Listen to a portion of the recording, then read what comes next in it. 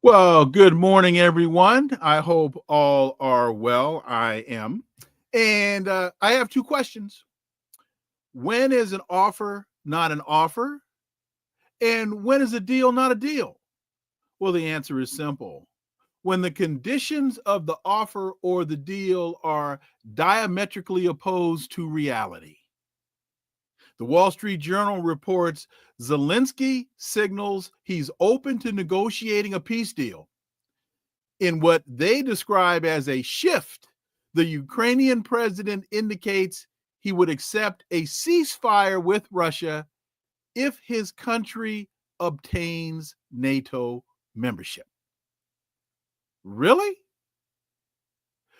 Wasn't that the basis of the whole fight in the first place? Well, let's talk and connect some dots.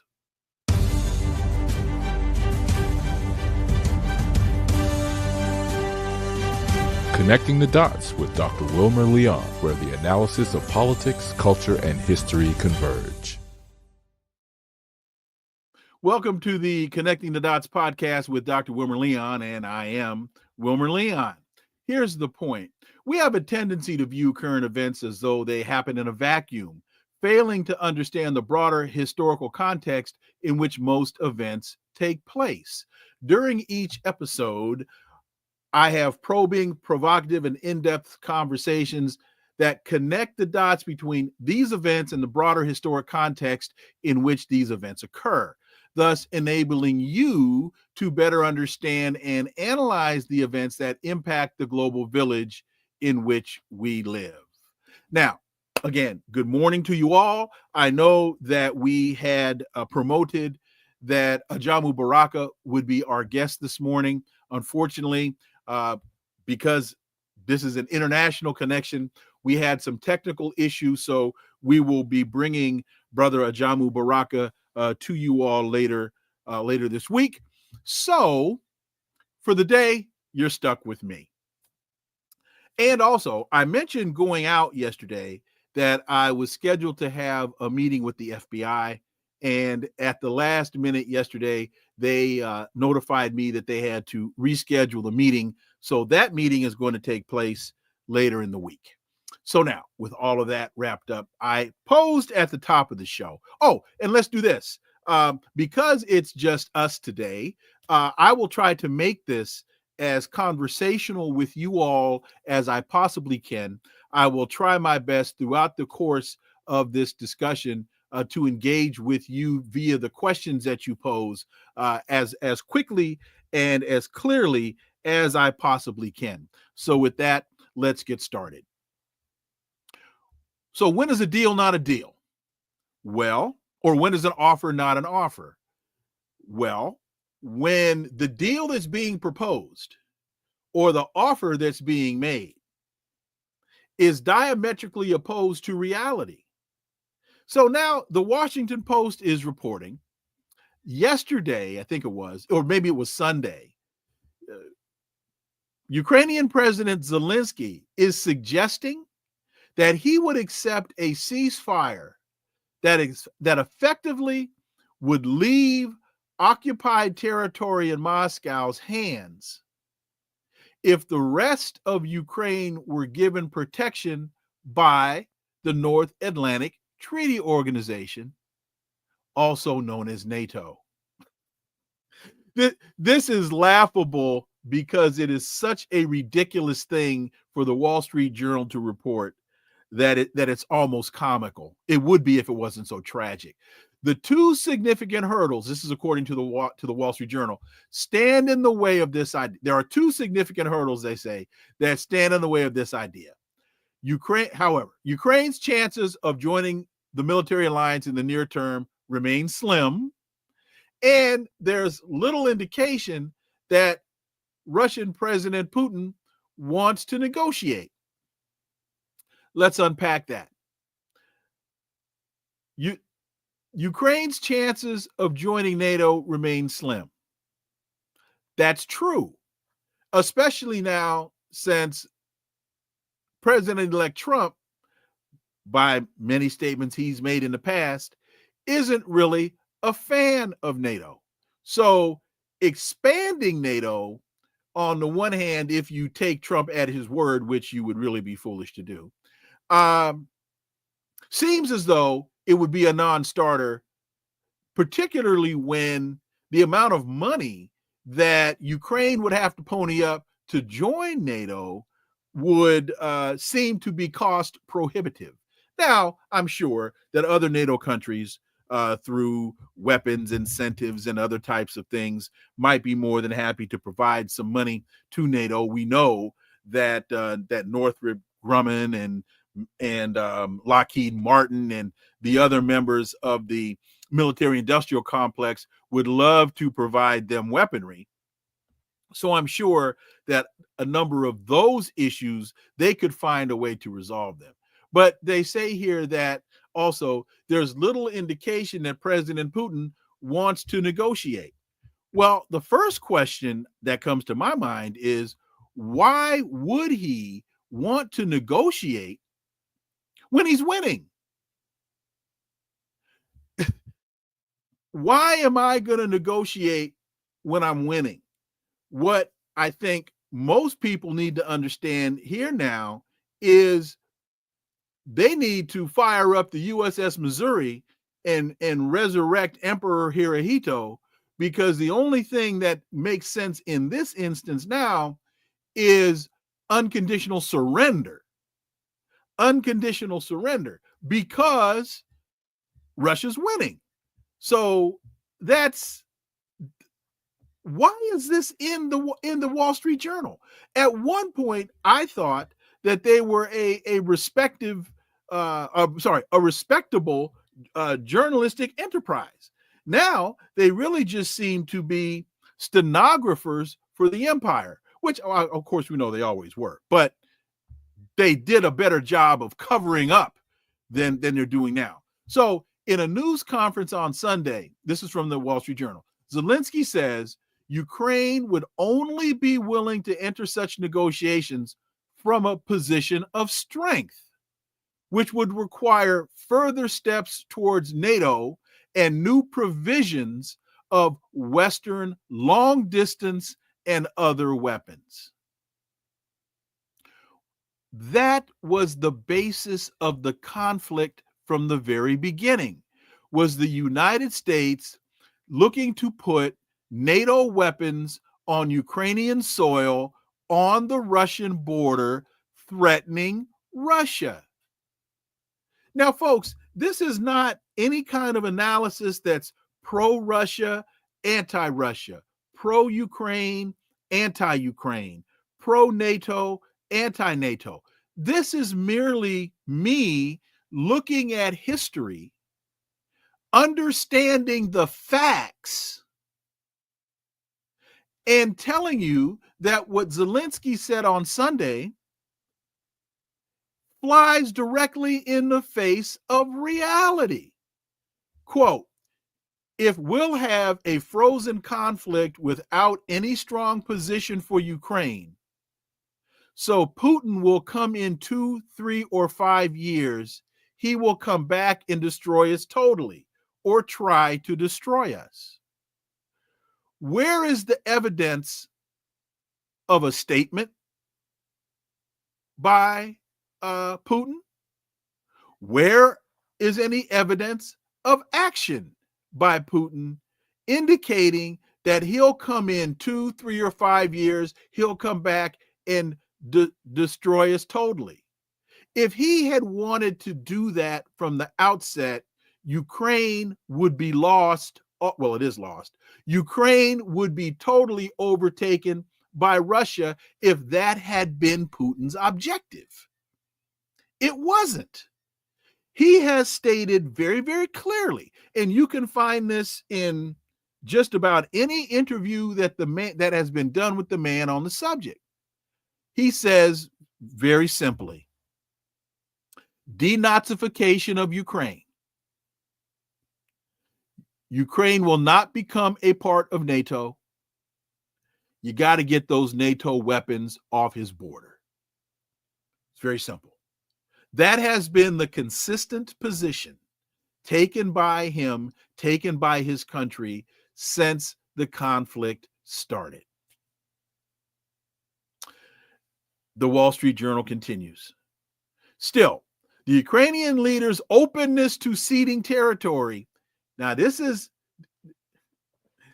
there are two important words that follow this sentence. Listen to this. Still, the Ukrainian leaders' openness to ceding territory, even temporarily,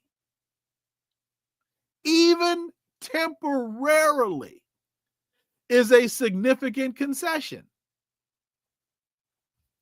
Again, this would be laughable if it wasn't so ridiculous. When you throw in the two words, and I'm going to highlight them for myself, even temporarily, what that signals to me is that Zelensky is trying to move back to the negotiating process that was known as the Minsk agreements, M-I-N-S-K, the Minsk agreements. While Ukraine would continue to claim the whole of its territory, Zelensky suggested Kyiv would seek to, quote, get them back in a diplomatic way. In the words of that brilliant African-American philosopher, James Brown, Zelensky's talking loud and saying nothing. In the words of those brilliant African-American philosophers, Cameo, you're talking out the side of your neck.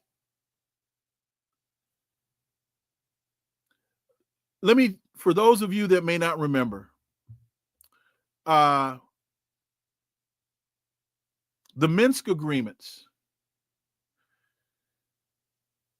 after the Maidan coup in 2014, and the Nazi regime in Ukraine that the United States helped to put in place was murdering ethnic Russians in Ukraine, in the Donbass region in Ukraine.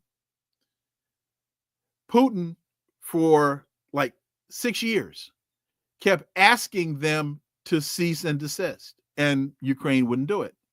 So Angela Merkel, then the the chancellor of Germany, she created this negotiating process in Minsk. And, thank you, Daniel Drazenovich, for your super sticker. I'll get to that question in a second. So they negotiated a ceasefire. I'll make it very simple. They negotiated a ceasefire in Minsk called the Minsk Accords. And it was a open, free, fair negotiation that concessions would be made by both sides, and those ethnic Russians in the Donbass region in Ukraine would no longer be ethnically cleansed by the Nazi nationalists in Ukraine. And the problem with the Minsk Accords was Ukraine never lived up to them.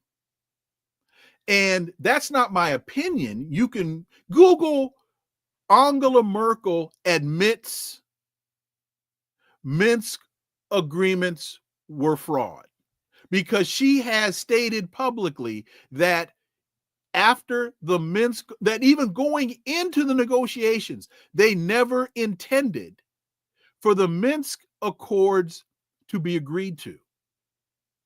She admitted that publicly, that the only rationale that Germany and France and Britain and other NATO nations entered into the agreement or entered into the negotiating process was to buy time so that the Ukrainian army could restructure, could regenerate,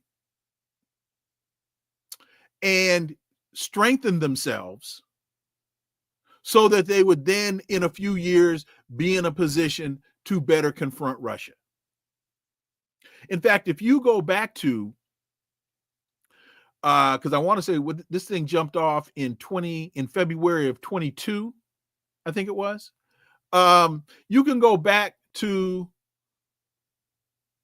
like July of 2021, and President Putin was on record saying a number of times, all you have to do to solve this problem is implement the Minsk Accords. If you implement the Minsk Accords, basically, if you all do what we promised to do, we don't have a fight because we've already negotiated the settlement terms. When Putin met with Biden in Geneva, I think in July of 21, I might be off by a year, but I think this thing started in February 22. Putin told Biden then, dude, all you have to do is implement the Minsk Accords. We've already settled the deal. But even at that time, the United States was hell-bent on trying to draw Russia into the fight. So there was no way in the world that the United States was going to do that. So I give you that history as the basis of the point that Zelensky isn't saying anything at all here. On the one hand, he's saying, okay, what's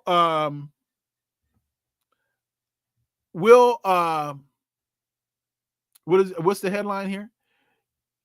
He's open to negotiating a peace deal.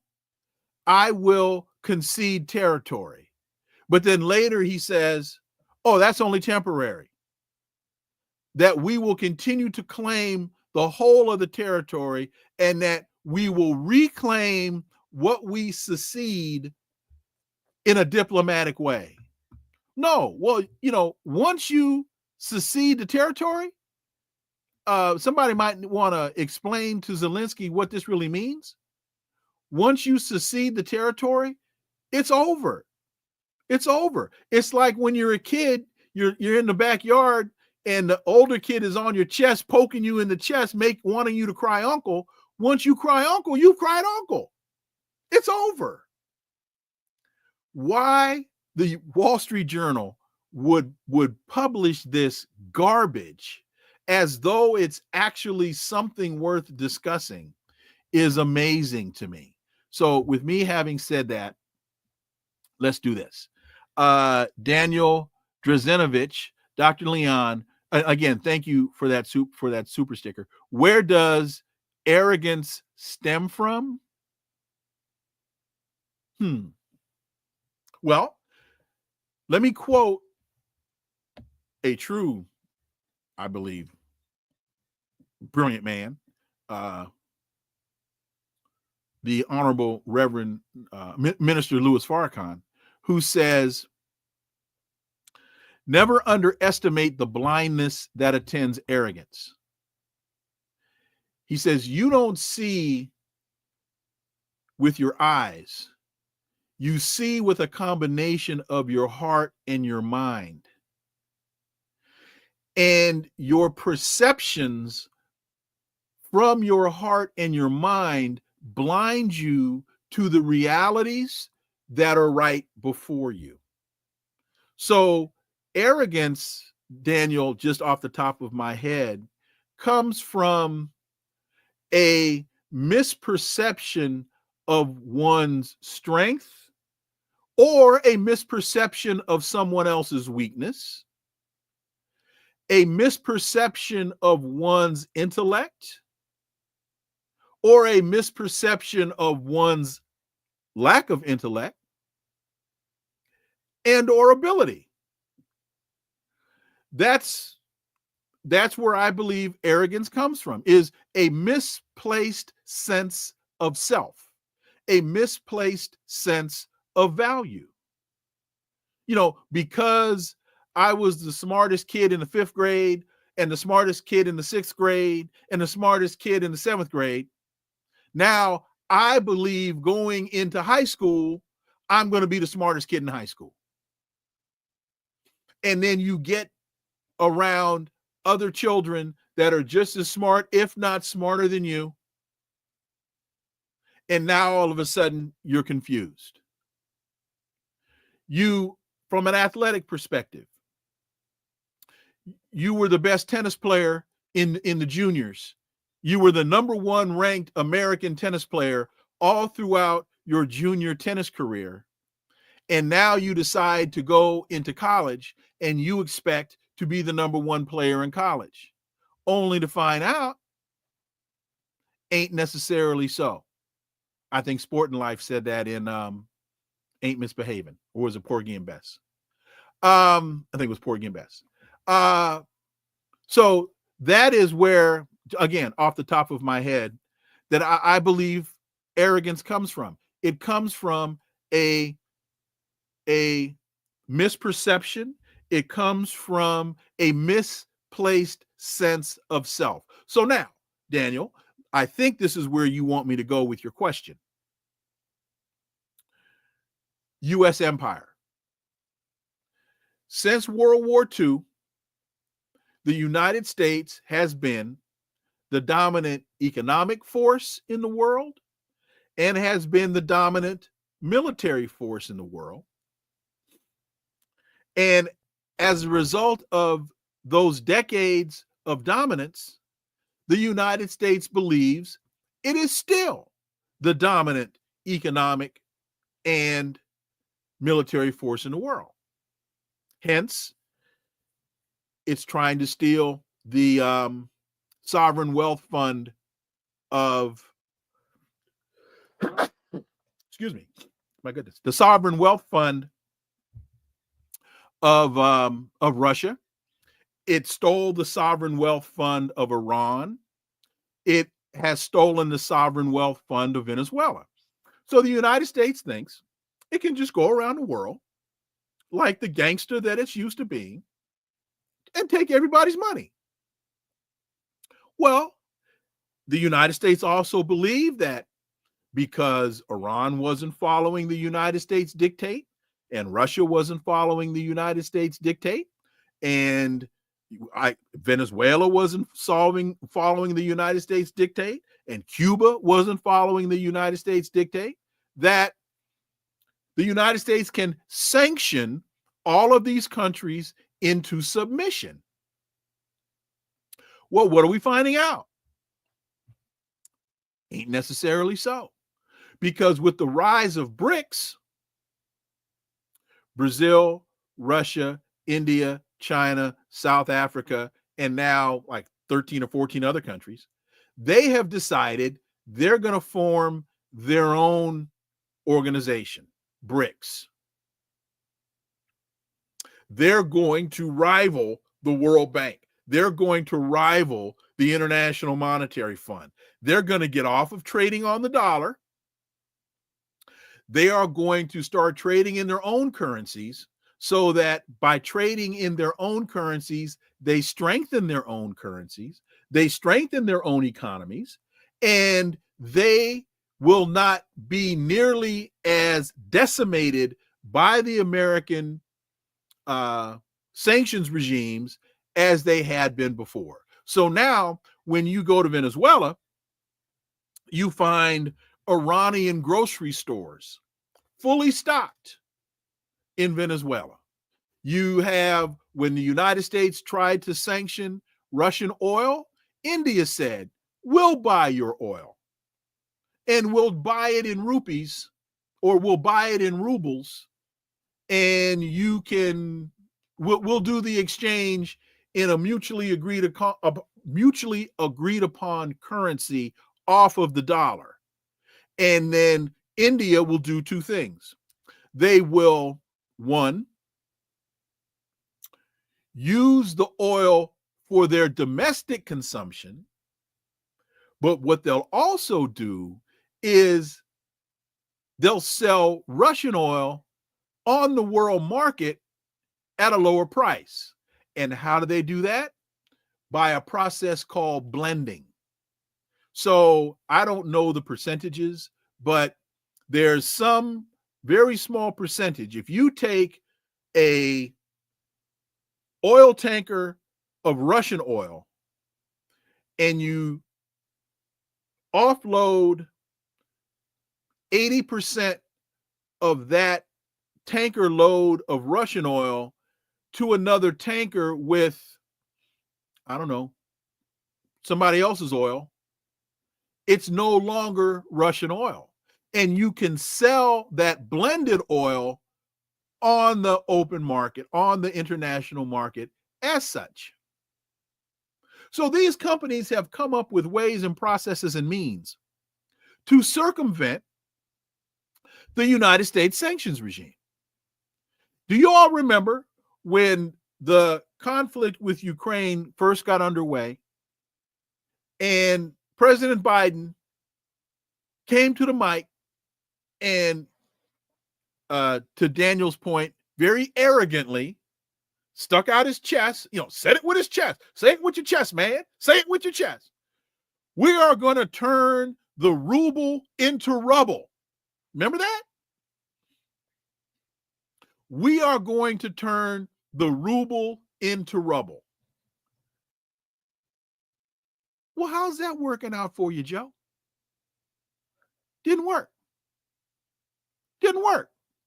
One of the reasons it didn't work, because of American arrogance, thinking they're the smartest people in the room, they're the strongest people in the room. Because of American arrogance, because of the dominance of the dollar, because up to that point, even though I believe China and Russia had been working on this process for quite a while, the United States couldn't fathom how Russia will be able to operate once the United States puts these economic sanctions on them. And so when Joe Biden came to the mic and said, we're going to turn the ruble into rubble, what he expected, one of the things he expected, was that there would be a run on Russian banks, that Russians would go to the bank, take their money out of the bank, put their money in foreign banks, causing a run on the ruble. Didn't happen. It didn't happen to the degree that Donald Trump Joe Biden expected it would happen. Here's why. I've said this a number of times. Nobody has ever told me I was wrong. A few people have agreed with me, and I think this is true. Not only does Vladimir Putin have a law degree, I also believe Vladimir Putin has a PhD in economics. So what he did was very simple. He raised the interest rate in Russian banks, making it more financially beneficial to leave your money in the bank than take your money out.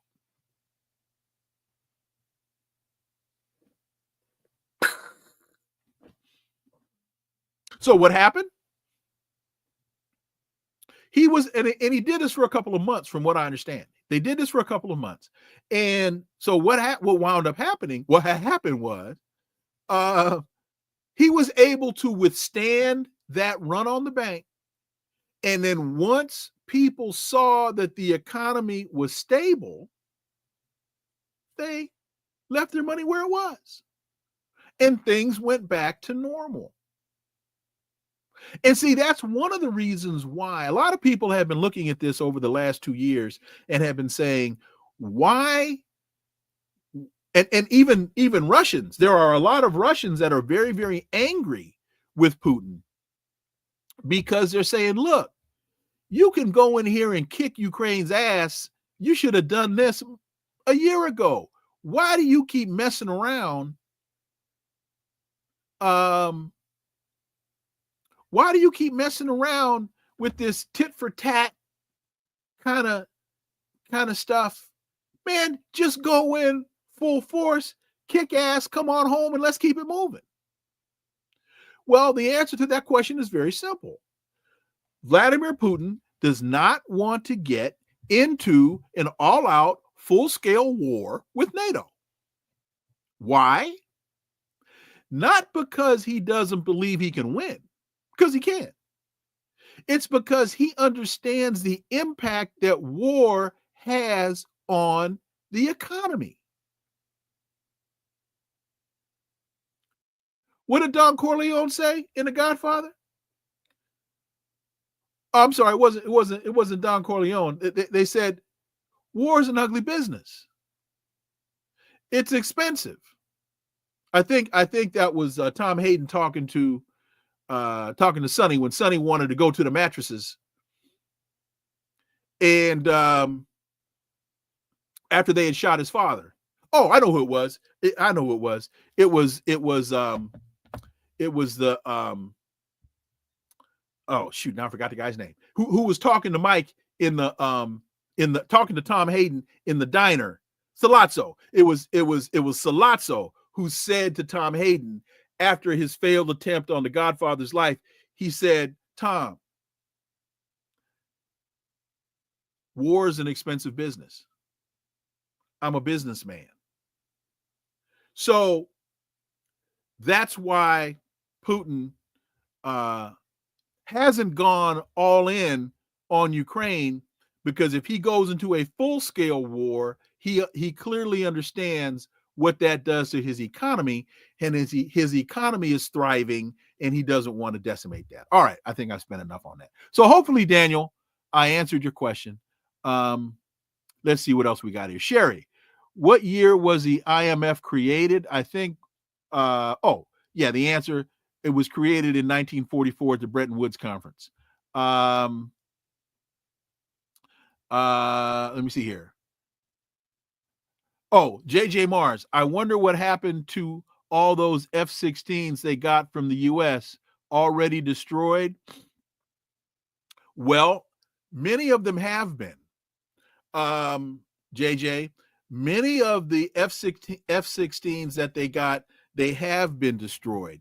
Here's an interesting thing to know about the F-16 is that it's not the wonder weapon that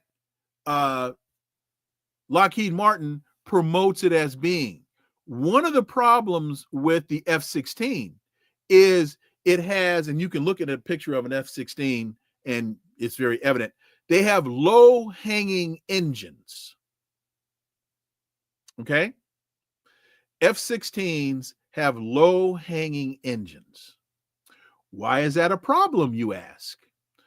Because as the F-16 is barreling down the runway, that low-hanging engine is sucking up every rock, every pebble, every leaf, every twig, every insect on the runway.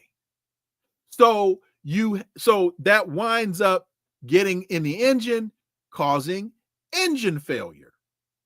So, the point being, F-16s require pristine runways. Ukraine doesn't have pristine runways. In fact, I don't even know if they got any runways left because they've all been blown up. So what if you have spent any time on an aircraft carrier, or you've spent any time at a base where F-16s are located, what you will find is people out on the runway with blowers and brooms and cleaning the runway, because F-16s, because of those low-hanging engines, are much more susceptible to engine failure. Another problem with F-16s and F-35s as well is the maintenance hours that are required. They're not workhorses. They can't just fly all day, all night, all week, all year. You send that thing up in the sky, it flies around for a while, It's down. It's back in the maintenance shop. They are very, very expensive to maintain. They are very, very highly they're like old Jaguars. Anybody? They're like Jaguars before 2002. They're hard to own. Now, a Jag post 2002, great car. Before 2002, anybody knows anything about cars, Jags were hard to own. They're always in the shop. F-16s are always in the shop. F-35s, because of this coating, they can't fly in the rain. At least they couldn't up until in fact, they call the nickname for F-35s was flying pianos. They fly like pianos. And I don't know if you've ever seen a flying piano, but anyway, the anti-radar coating that's on them, they can't fly in the rain. They can't fly in thunderstorms. They're incredibly difficult aircraft to own, to operate, and to maintain. That's why I've never bought one, because who wants, you buy an F-35 and you fly it to the club and hey baby, you want to come out to see my F-35 I got in the parking lot, and then she gets in it, you try to start it up, now the damn thing don't start. I mean, who wants that headache? Okay. What do we got next? Shelley, is Zelensky offering to give up that land as a buffer zone? No. What he's doing, he's basically trying to negotiate the sleeves off his vest. That's what he's trying to do. He's trying to negotiate the sleeves off his vest. He's saying on one hand, I will concede or secede this territory. On the other hand, he's saying, I'm doing this with the understanding that later I'm going to come back and negotiate with you to get the land back. That's what he's saying. And what he really doesn't seem to understand is he's already lost the war. He's not negotiating with anybody. In fact, I started to make this point earlier, and it got by me a little bit, and that is the word negotiate.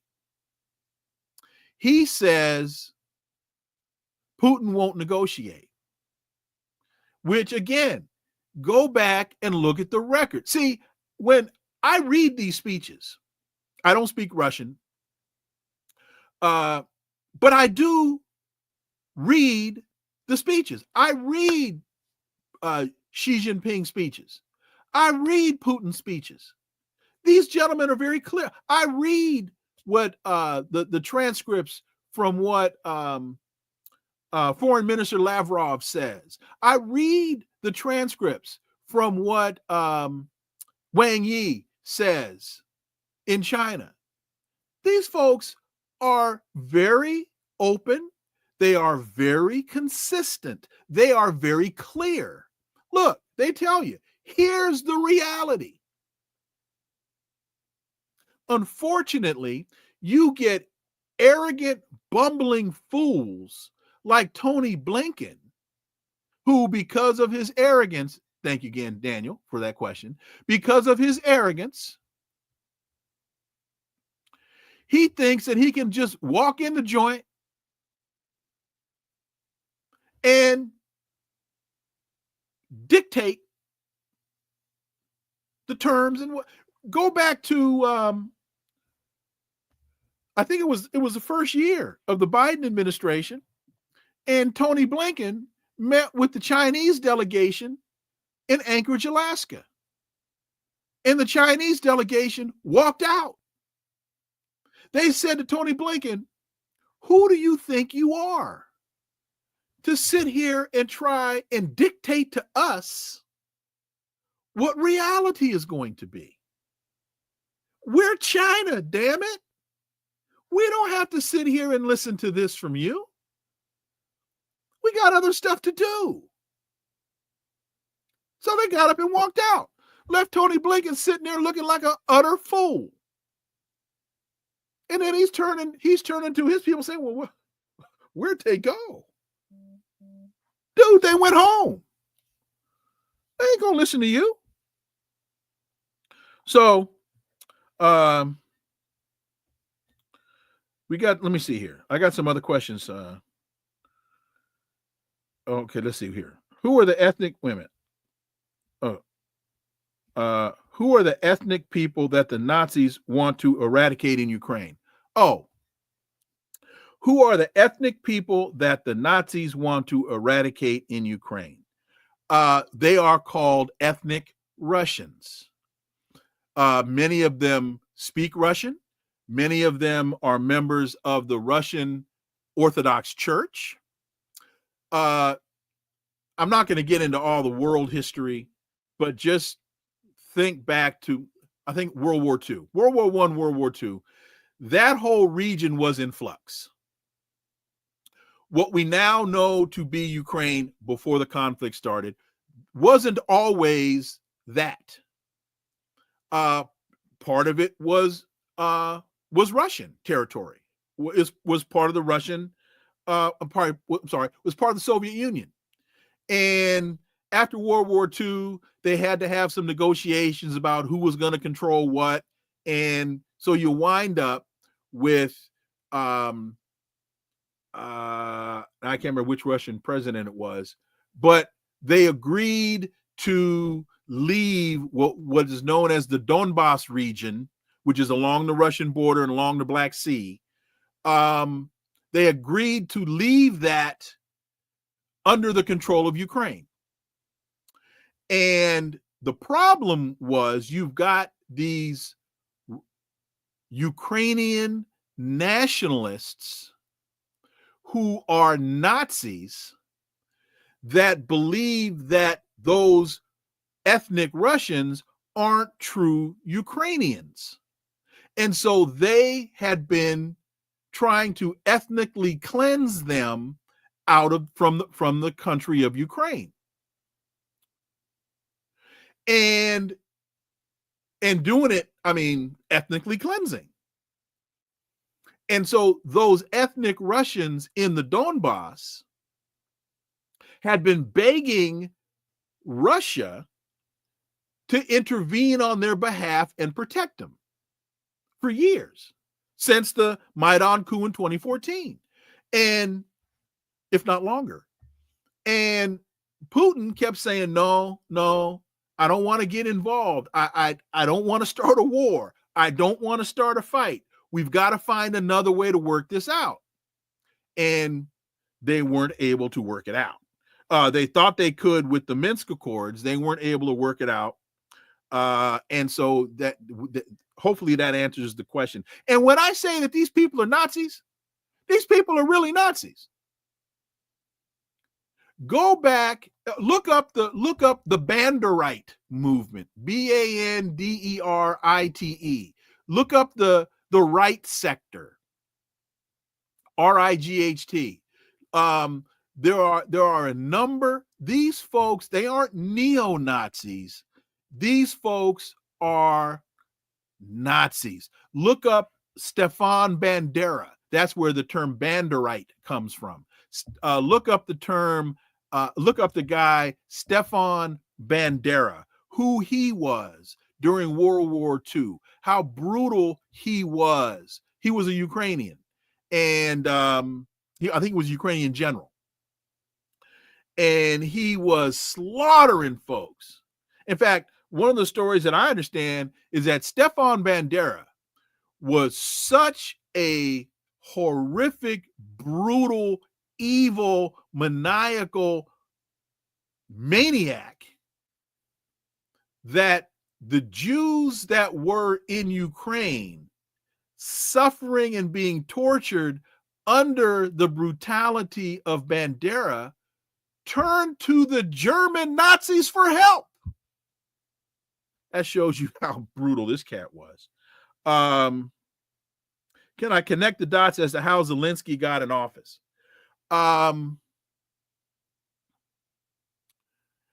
Look up the Maidan coup. Maidon. Look up the Maidan coup. 2014. What's her name? Victoria Nuland. Neuland. Victoria Nuland, as an operative of the United States, was in Ukraine, and she helped to foment what was called the Maidan coup and the overthrow. I think it was Lukashenko.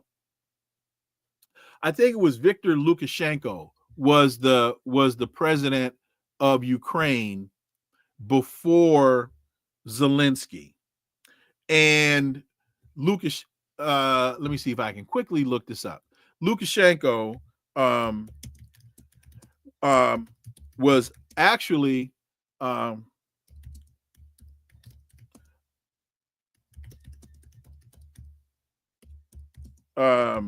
he was trying to negotiate Yanukovych. It was Viktor Yanukovych.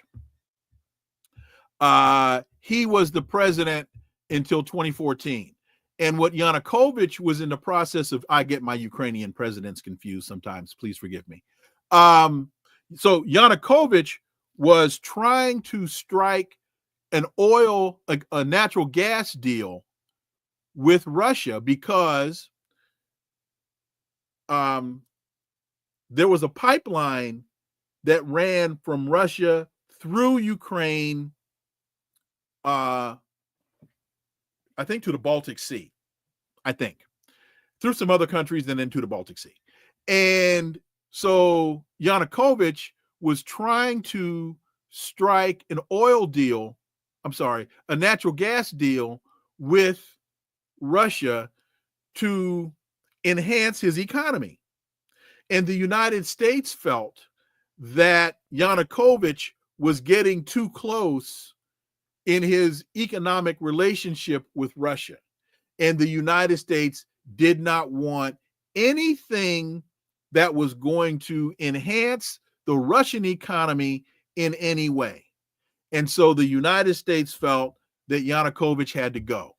So the U.S. went in, overthrew the democratically elected Viktor Yanukovych government, and had elections. And Zelensky, and again, I may have compressed the timeline here. Zelensky ran as a peace candidate. Remember, Zelensky was a comedian, not a very funny one, but he was a Ukrainian comedian before he became president, and he ran as a peace candidate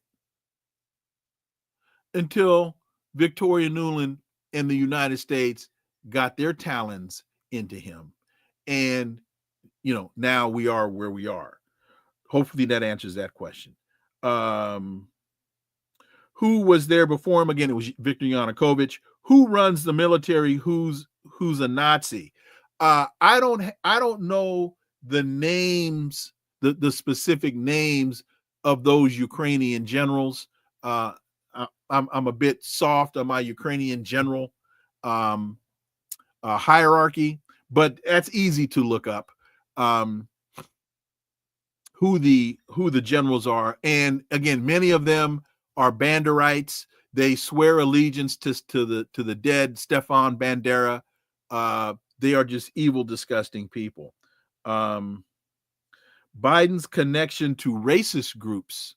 That one, other than his relationships with the Dixiecrats and disgusting Southern senators, I'm not sure I can answer that question. What happened to gay African ethnic people in Ukraine during COVID? They got run out the country. And, that's one of the interesting facts that also gets overlooked. I remember early in the conflict, if it wasn't the Red Cross, it was another one of these aid, or it might have been one of these international aid organizations that had posted on its website, if you're a person of color and you are volunteering to go to Ukraine in support of these Ukrainians during this military intervention, be prepared to be called out of your name. Be prepared to be called the N-word. Be prepared to be called monkey. Be prepared to have Ukrainians throw bananas at you. Because many, not all, many of these people are just disgustingly racist people. Not all, but many are disgustingly. They put this on their website.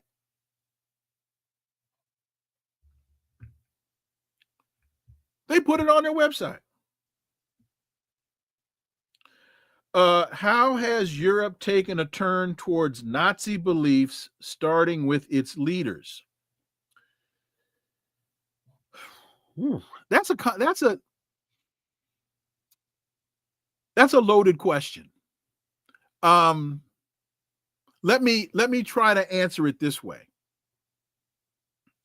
What you're finding in a number of European countries, you're finding it in Germany, you're finding it in France, I believe you're finding it in Denmark, in Austria,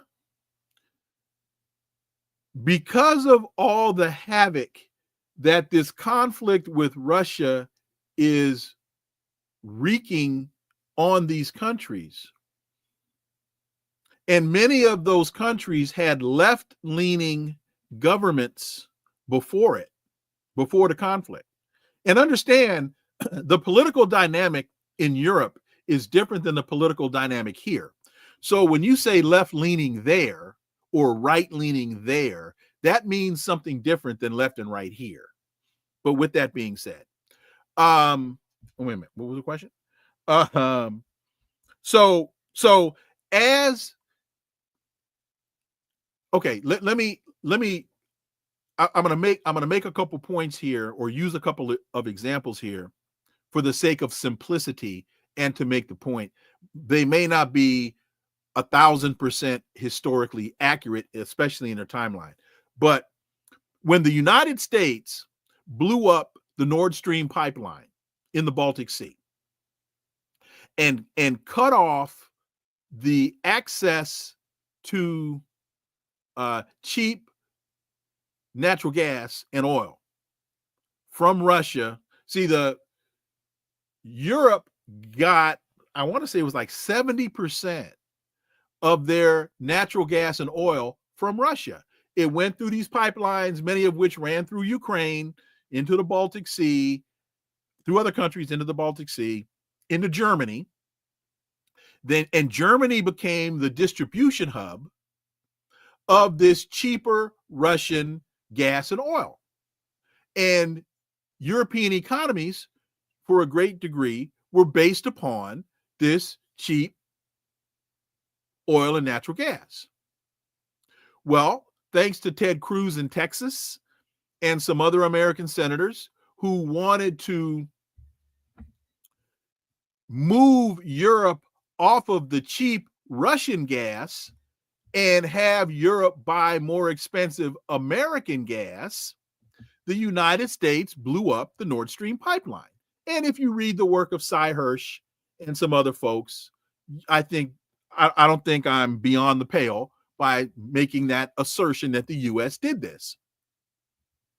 Well, this decimated the economies of France, Britain, Germany. A lot of these countries that were used to getting their natural oil and gas, cheap oil and gas, now they're paying 4 times, 5 times, 10 times more, decimated their economies. So as these economies go into the tank, as people have to pay exponentially more to heat their homes, as companies have to pay exponentially more to run their factories, these economies are getting crushed. And these people's pocketbooks are getting crushed. What does that do? The politics shifts. So whereas before you had left-leaning governments in a lot of these countries, because of the decimation of the economies, you now have right-wing ideologues saying, you see, it's not our fault. It's those lefties. It's the same thing that has led to a certain degree to the election of Donald Trump. The U.S. economy was actually people getting crushed. And so Donald Trump is able to ask the question, well, were you better off under me than you are now? And a lot of people said, as a matter of fact, I am. So there are some similar dynamics at play here. So I say all of that to say, I don't want to, because it's not my area of expertise, I don't want to talk about turning towards Nazi beliefs.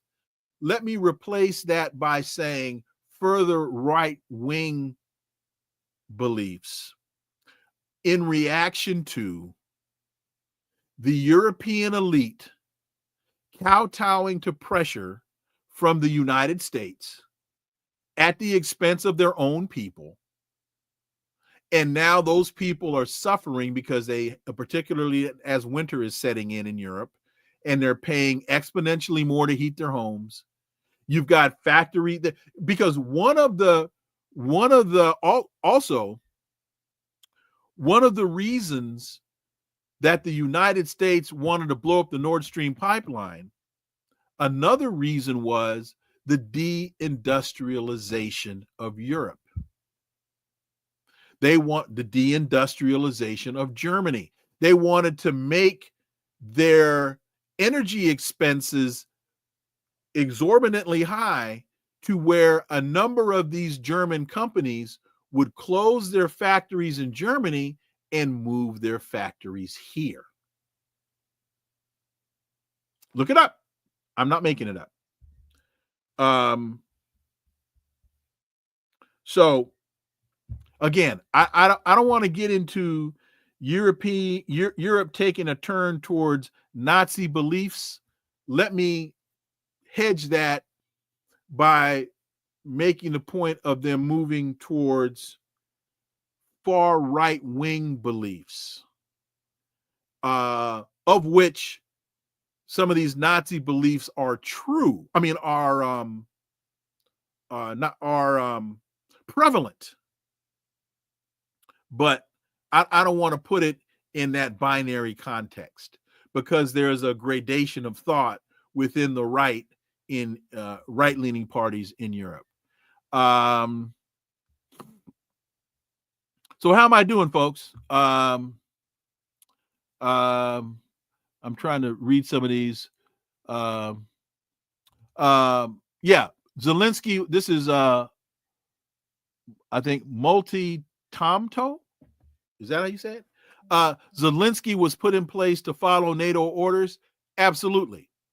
There's no question that Zelensky was put in place as a sock puppet for American interests. And evidence of that, and again, you can look this up, evidence of that is, this thing started in February of 22.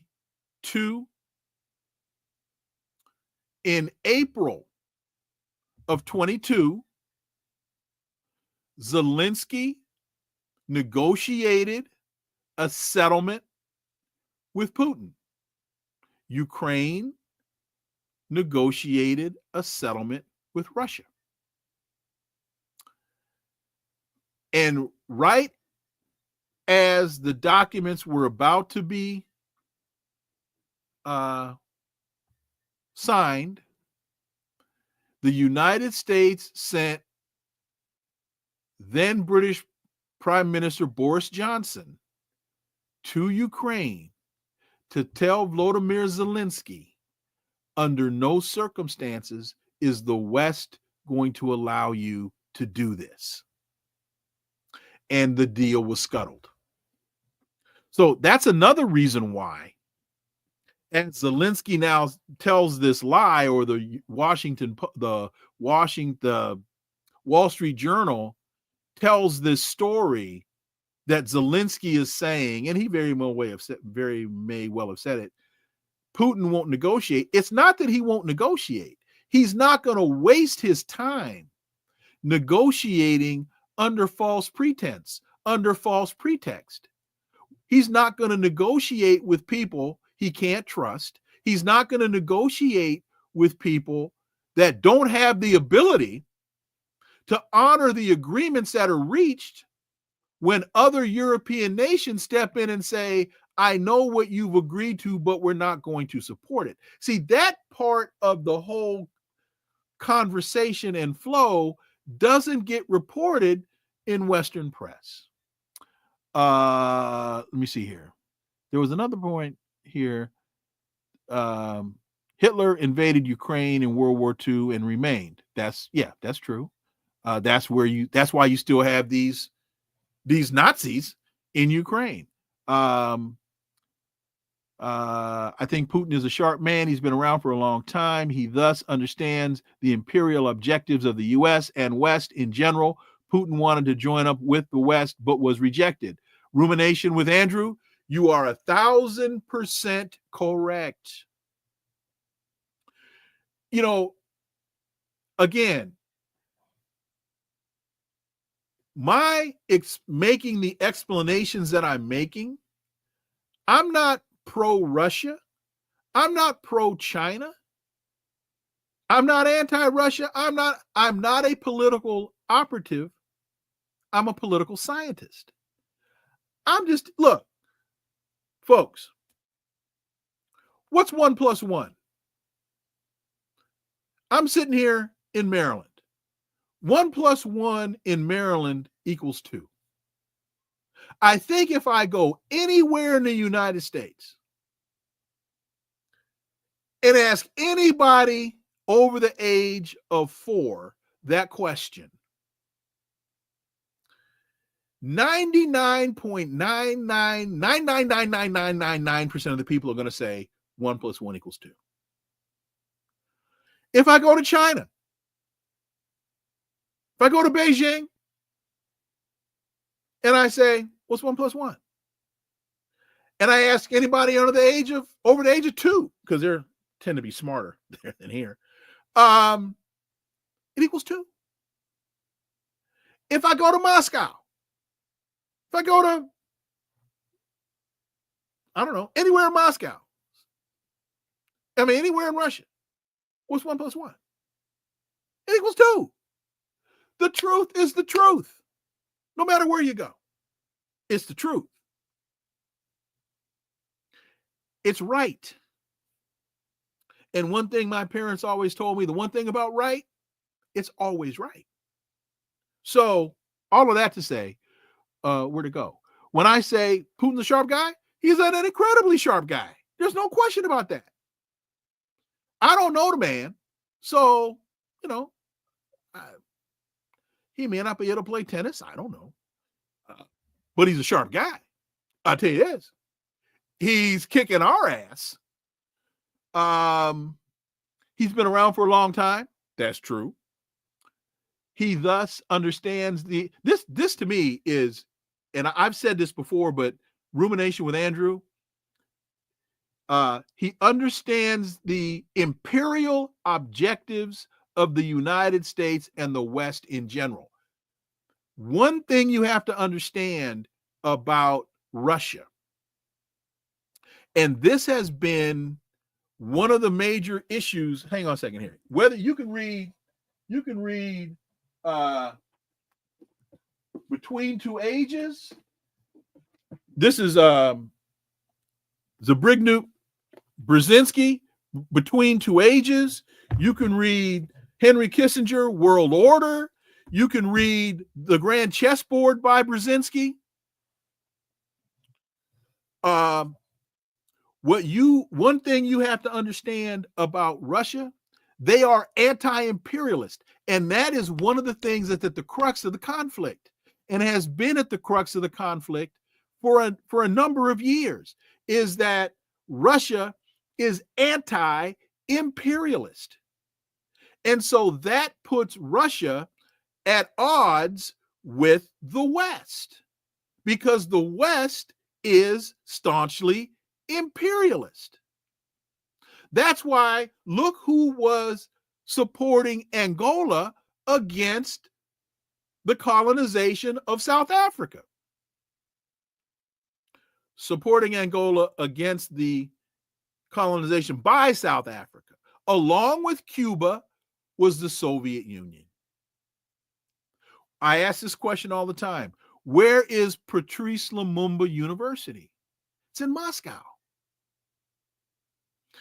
Russia has been anti-imperialist. That's why Henry Kissinger had an issue with him. That's why Brzezinski has an issue with him.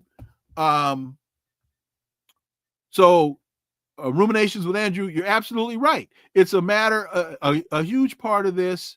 And you're right. Putin wanted to join with the West, but was rejected. And here's the thing. Putin wanted to work. Andrew, let's put it another way. Instead of, and this may be semantics, but I want to make this point. You say wanted to join up with.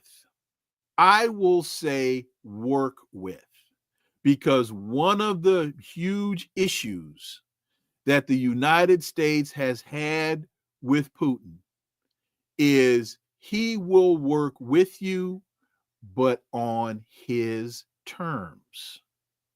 He's not going. See, one of the problems, see if I can get my Russian presidents right.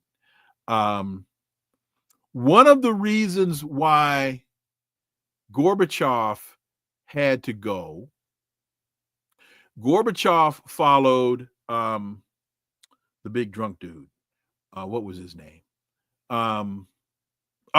Anyway, the president before Gorbachev was basically in alignment with allowing the United States interests to come into Russia and basically do to the Soviet Union what the United States and its European allies were doing in Africa. And that is basically, you pay the leaders off, you come in and you just rape the country of its natural resources. Your banking interests supersede their financial interests. So you basically suck all the resources out of the country. And you're happy, they're screwed. So Gorbachev comes in and he says, no, this arrangement, this is not going to work. And so he winds up trying to find a way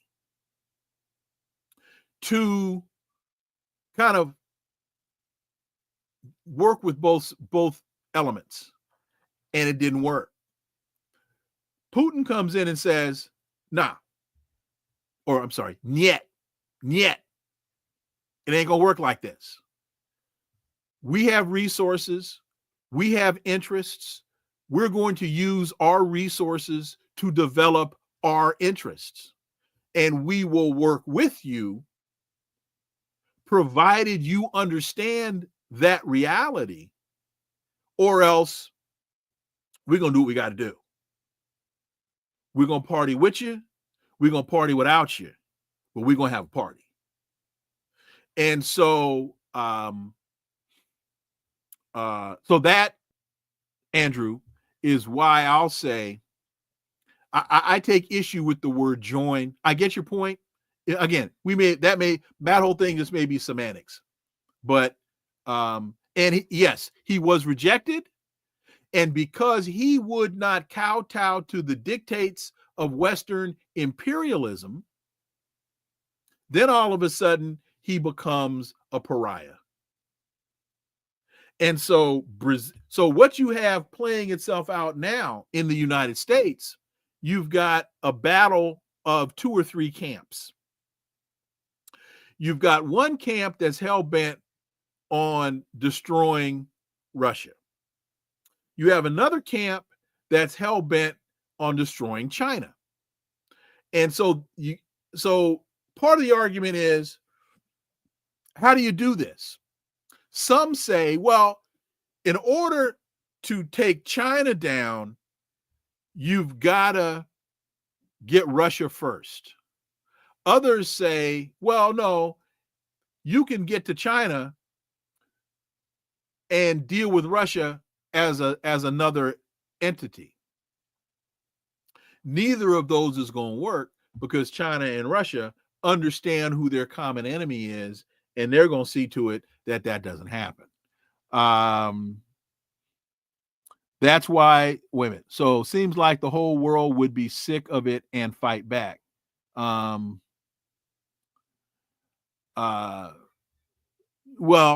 the world is getting sick of it, and that's why you've got the development of the BRICS nations. That's why you have the Shanghai Cooperate, the SCO, the Shanghai Cooperation Organization. That's why the U.S. That's the only way the U.S. This is a rumination with Andrew. That's why the U.S. can achieve full. That's the only way the U.S. can achieve full spectrum dominance, which is not going to happen. That whole idea of full spectrum dominance is done. It's over. It's a pipe dream. It's a myth. Not to say the U.S. isn't still trying to achieve it, but that's not going to happen.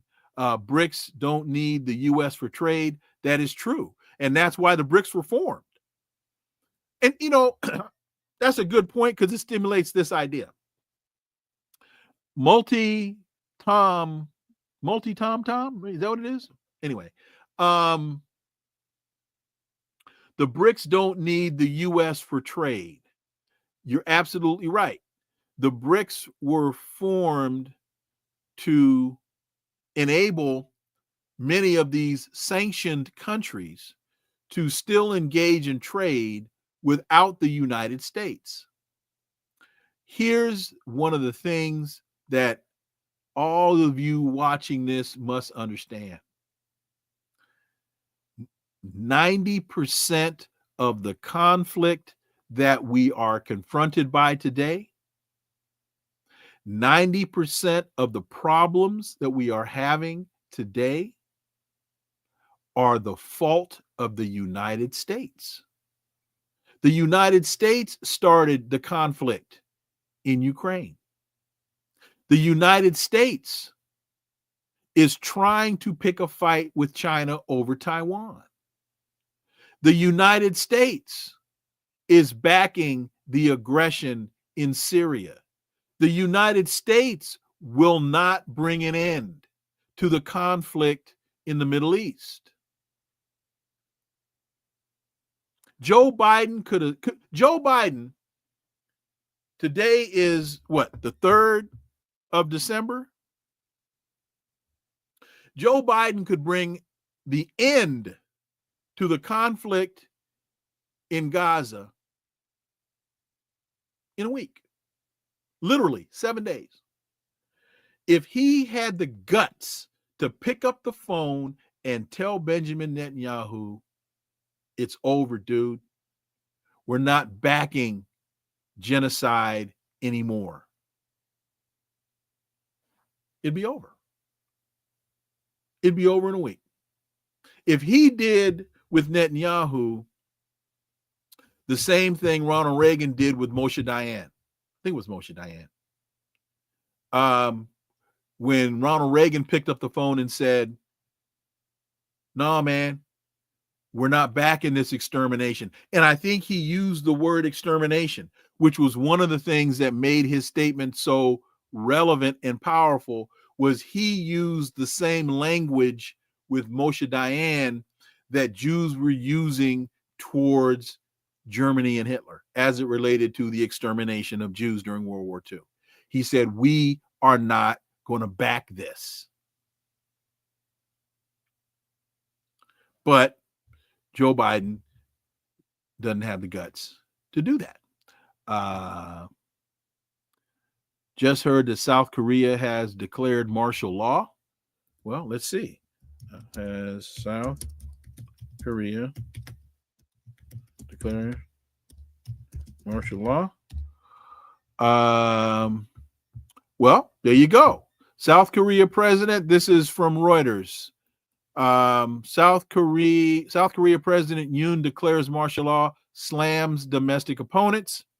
South Korean President Yoon Suk Yeol today declared martial law in a surprise late-night TV address, slamming domestic political opponents and sending shockwaves through the country.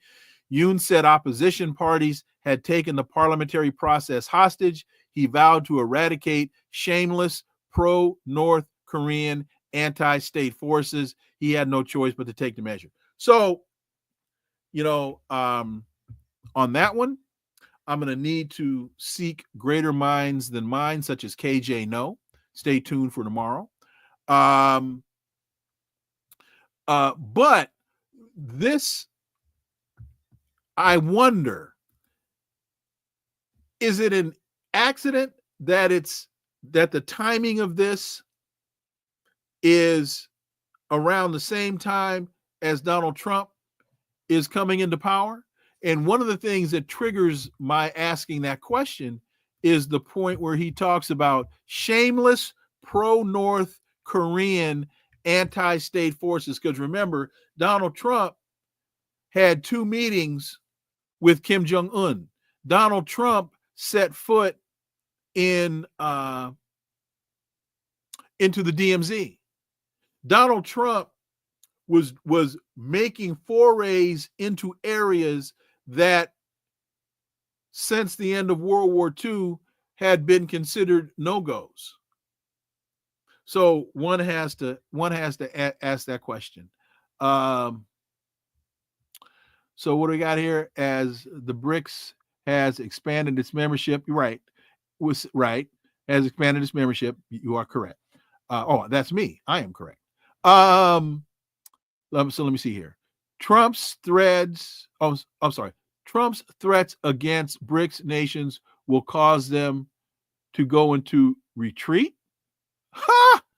No, I don't think so. Let me be sure I read this right. Trump's threats against BRICS nations will cause them to go into retreat. Not at all. Not at all.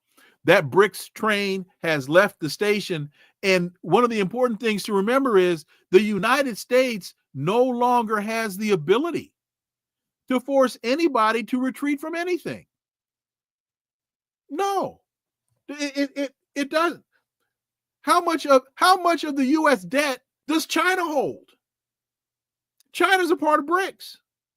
And remember, BRICS is not only an economic organization, but many of the BRICS countries also have strategic military defense alliances. China and Russia they support each other militarily. So, Iran and Venezuela, those are not only economic alliances, those are also military defense agreements. I don't see where any threat by Donald Trump against BRICS resonates with anybody other than Donald Trump. Okay, a couple other things, then we'll get out because it's I've been yakking with 12. How has the historical legacy of colonialism enabled minority rule or the majority? So let me see here. With Caucasians comprising 12% of the global population, how has the historical legacy of colonialism enabled minority rule over the majority, and in what ways has this impacted the development? Oh, okay. Well,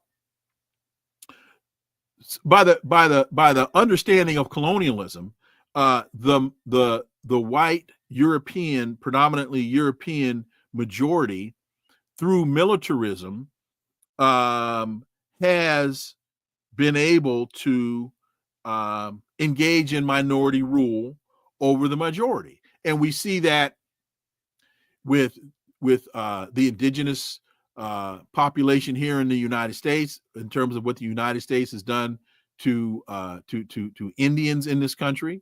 You can look at, of course, the continent of Africa, and the countries in the continent of Africa are replete with minority rule, and that now is what is contributing greatly to, for example, the alliance of Sahel states. For example, when you look at what's happening in Burkina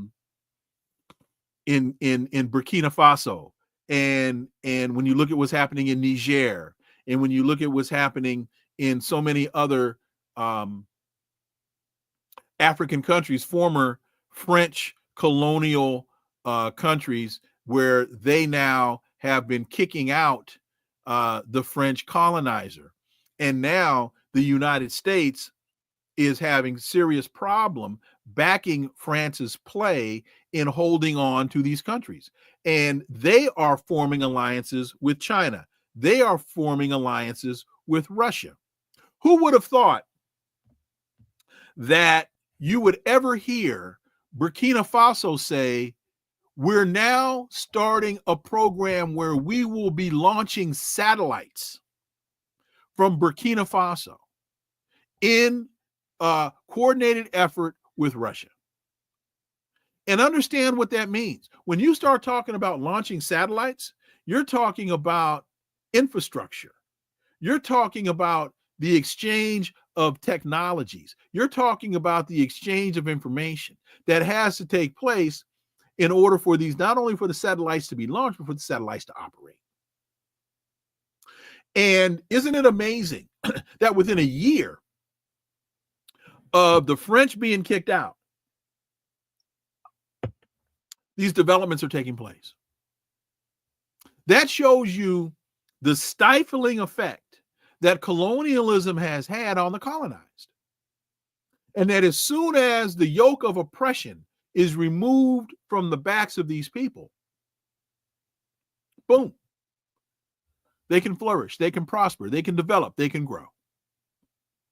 And at the end of the day, who suffers? Nobody really. Everybody benefits. Why? So, for example, France, most of France's energy is nuclear. And they get their uranium, they get something like 80% of their uranium from Niger. Pennies on the dollar. Why shouldn't Nigerians be able to benefit from the sale of their natural resource on the open market, so that they can develop the infrastructure in their countries, so that people in Niger can have fresh running water out of the tap all over the country, that they can have homes, that they can develop agriculture, that they can live, not just exist, but they can live, and they can thrive, and they can flourish. Why shouldn't France pay the going rate for uranium to Niger? Final point, and then I got to get out. We can go all the way back to the overthrow of the democratically elected Prime Minister Mohammad Mossadegh in Iran in 1950, whatever it was, 53. Remember, I think it was British Petroleum, or it might have been Royal Dutch Shell, had an agreement with Iran to buy their oil. And it was well below market rate. Well, Mohammad Mossadegh comes into power and he says, you know what? We got to change this deal, because I want to be able to improve the quality of life of the people in my country. And one of the ways we're going to do this is we're going to have to revalue the deal so that Iran can generate more revenue from the sale of Iranian oil. And the British said, no, man, you can't charge us more. We're not going to do that. So they called the United States and they said, let me tell you what this fool over here in Iran is trying to do. He's trying to jack us for more money, a fair market rate for a barrel of oil. So Kermit Roosevelt and General Norman Schwarzkopf Sr. went into Iran and they fomented a coup similar to what Victoria Nuland did in Ukraine. And the United States overthrew the democratically elected prime minister in Iran, and they installed the ugly, bitterly repressive Shah of Iran and his Savak police force that just brutalized people in Iran for 30 years, 25 years. And until the Iranian people decided no more. And one of the things that is amazing about that revolt or the Iranian Revolution, they didn't use the military to do it. They just refused to follow the dictates of the Shah any longer. He had imposed a curfew. When he got the sense that stuff was getting tenuous, stuff was getting shaky, and that he was losing control of his country, he tried to impose a curfew on the Iranian people. You got, get out of town by sundown kind of thing. And they said, no, we're going to stay in the street. We're not going home. We're not going to our houses. We're not going to abide by the curfew. We're not going to listen to you anymore. And so he got into his helicopter and he flew over the country. Well, not the country, because it's a big ass country. He flew over Tehran and he saw all of these people in the street ignoring his dictate of the curfew. And I think he called Nixon. And he said, it's over. Get me out of here. It's over. I'm done. They're not listening to me anymore. They did this without a shot being fired. And so when we look at the conflict that we are having now with Iran, and we're told by the West that, oh, these are just crazy Muslim religious zealots, and they're a theocracy, and they're evil, and no. I've been to Iran twice. No, it's not like that. They just don't want you with them. Leave them to their own devices. Allow them to operate on the world stage the way everybody else does. Don't start nothing, won't be nothing. So when you look at what's transpiring right now in the Middle East, that's another example of how these countries have decided they've had enough. And they're not going to take it anymore. They're sick and tired of being sick and tired. And now that you have China and you have Russia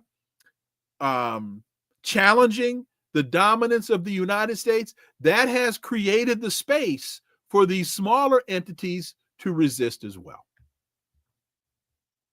That's why I said 90% of the problems that the United States is facing are problems that the United States has caused for itself. And if we ever came to appreciate and recognize that reality,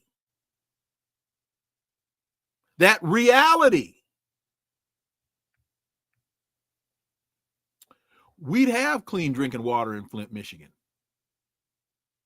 we'd have better public schools in the United States. We'd have teachers being paid a fair wage for the work that they do. We'd have Medicaid for all because we'd have the money to do it. Final point. Write this down. This is a Wilmer Leonism. Budgets are numeric representations of priority. Budgets are numeric representation of priority. Look at the disproportionate imbalance of the United States military budget to its domestic spending. And when you understand that dynamic and why does the United States spend over $1 trillion on 600 or 800 or 900, however many damn hundreds of bases there are around the world? Why? When you don't have clean drinking water in Flint, Michigan. With that, couldn't get to all your questions. I appreciate you all staying with me through today. Greatly, greatly appreciate it. And with that, let me tell you, I got to thank you so much for listening to the Connecting the Dots podcast with Dr. Wilmer Leon, and I am Wilmer Leon. Stay tuned. New episode tomorrow. Please follow and subscribe. Leave a review. Please share the show. Follow us on social media. You can find all the links to the show below in the show description. Remember that this is where the analysis of politics, culture, and history converge, because talk without analysis is just chatter. And I don't chatter. We don't chatter here on Connecting the Dots. See you again tomorrow. Until then, I'm Dr. Wilmer Leon. Have a great, great day. Peace. I'm out.